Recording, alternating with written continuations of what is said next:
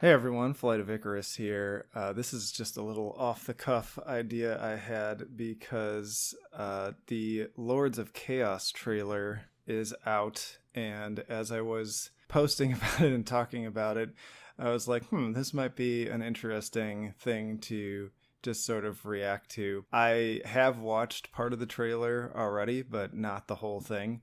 So I'm just gonna play this thing and just share some of my more in-depth opinions on it as it goes here. Right off the bat, okay. Vice Films. Enough said.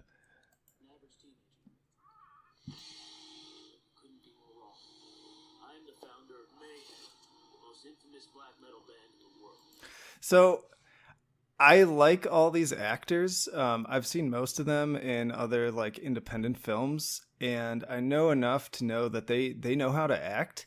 So the fact that the delivery of this narration is so cringy, it makes me wonder like if that's purposeful. I don't know if it's just bad writing or if they are trying to play up kind of the cringy side of it. Because even though we've like romanticized this story for many years, just building it up in our heads as this big thing, I'm willing to bet that on some level, some of this probably was kind of cringy if we were able to be flies on the wall.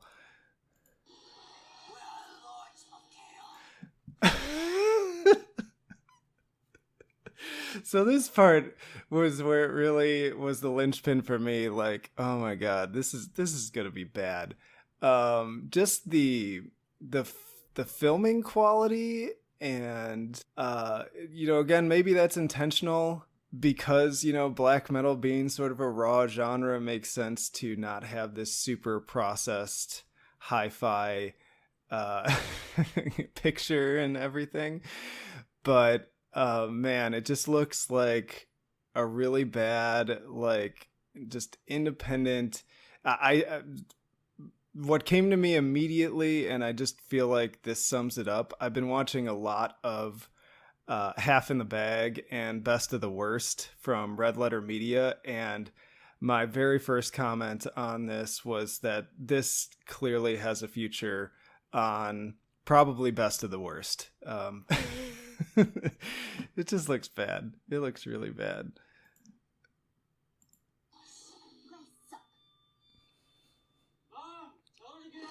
See, that part too, I mean, that was like, okay, yeah, it seems like they're sort of playing up the cringy, like, okay, these are just a bunch of idiot kids who think that they're doing this, like, cool, dark thing, and it's going to escalate and get out of hand. So I do appreciate that on some level.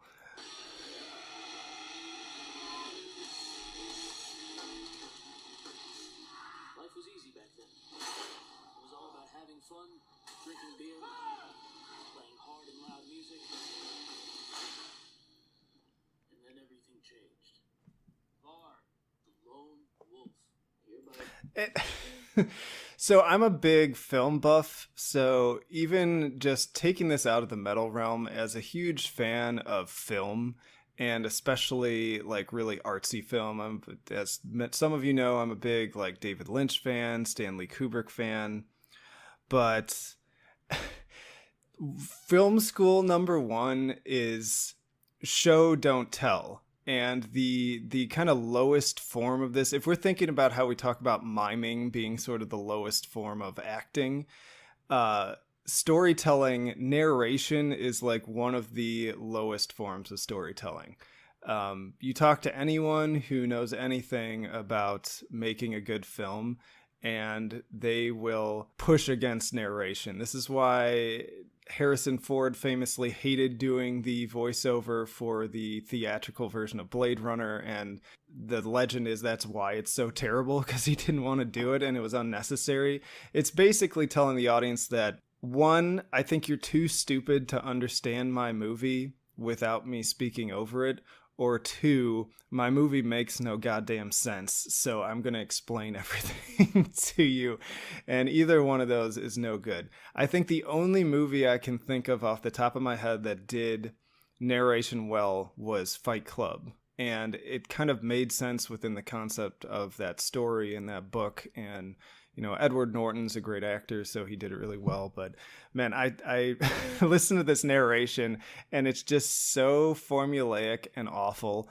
And I said the only thing it's missing is like the little record scratch, like right before he does the whole like, oh, and then everything changed. It just has that little where the record scratches. And then they're like, oh, and then everything went all wonky. Yeah, don't do narration. It's bad. I kind of hope maybe this is just for the trailer, but I don't think we'll be so lucky. A bass player, man. We have to take this to the next level. We should bring them all down. If you do this, he did it. Terror has swept across Norway. Police have described the murder as extremely violent. Either you do it for the cause, you take action, or you do it because you want attention. You can't have it both ways.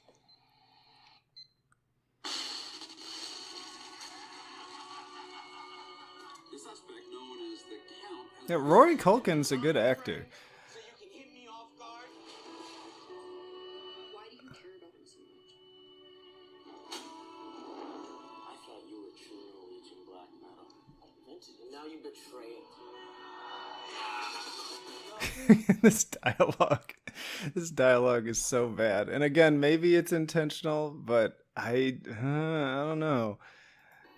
You had this dream, this vision. You were in control. You were a leader. Still could be all of those things if you wanted to. Yeah, I haven't watched all this part yet. You're disgusting little insects. Is Jack Kilmer related to Val Kilmer? Oh god, Sky Ferreira's in this? I think I knew that, I forgot. Do it. Pull the trigger. Oh, is that dead? Oh, I love that logo though.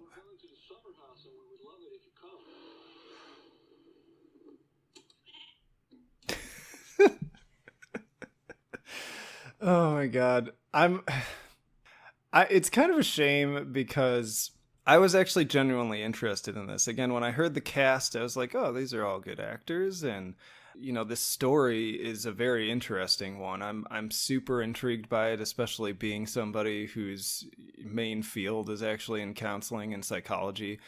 And I feel like the one thing I haven't heard a lot about in this story is the why. Like, I hear plenty about like this is what happened and these were some of the motivations like in the moment, but I'd be really interested in like a deep character study that gets into like their earlier childhood and what was happening in the area at that time, and just more the deeper motivations for why this group of kids went in this direction. So I was like, oh, maybe they'll do that. That'll be interesting. But it looks like instead what we're going to get is a schlocky, low budget B movie. So I guess I'm still kind of excited about it, but just in a very different way now, because I was hoping for sort of a serious film, but now I'm excited about it because I genuinely hope that Mike and Jay and company on Red Letter Media do a episode talking about this, and I get to laugh along with them for the bad writing and hokey acting, and just this looks like a train wreck. All right, so the director is, in case you didn't know, Jonas Ackerlund, who was actually a member of Bathory. So I mean that's kind of cool because he's got some clear black metal street cred. So that makes sense on one level, but again, thinking of it from a filmmaker standpoint, I don't really care about that. Like, I want to see a good movie, so I just want to make sure this guy knows how to make a good movie. And I'm looking at his filmography right now. Lots of music videos for Madonna, oddly enough. I think I knew that, I just totally forgot. He did Taylor Swift's World Tour. They're kind of killing the street cred a little bit. Rammstein, Paris, And it looks like, man, he hasn't. There's some actual movies on here, but they're not familiar to me at all. The only movie on here that I know is 2002's Spun, which I watched back in high school. And it's a fairly entertaining movie about a bunch of meth heads. Actually, come to think of it, Rob Halford is actually in it. He has like a cameo as a store clerk. Um, that's another movie. It has a pretty decent cast, but it's not a great movie. Doesn't super build up my confidence in him. And yeah, it's been many years since I've heard his name spoken about when it comes to film. So I guess we'll just wait and see. But hope this was entertaining to you. I found it entertaining. I know everybody does react stuff now, but so if you hate it, let me know. If you enjoy it, you want to hear more, let me know. I don't really care. This was just a fun little off the cuff thing to do. Later.